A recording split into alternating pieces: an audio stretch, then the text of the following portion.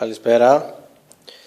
Βλέπουμε ένα BMW 30 το 86, το οποίο παρόλο που έχει καινούριο η μάντα, έχει μπει νερό από πλήσιμο και υπάρχει λίγο υγρασία. Αυτό που θα κάνουμε είναι θα βάλουμε μπροστά το αυτοκίνητο να το ανακούσετε και στη συνέχεια, για να σταματήσει ο θόρυβος, θα βάλουμε αντισκοριακό σπρέι WD-40 ή στην περίπτωσή μας ένα σπρέι το οποίο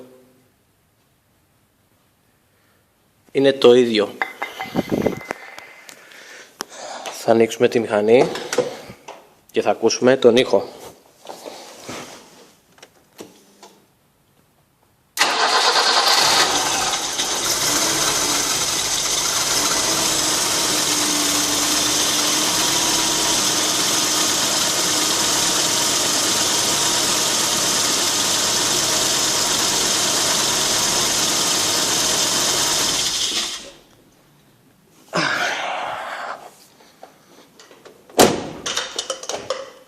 Ακούγεται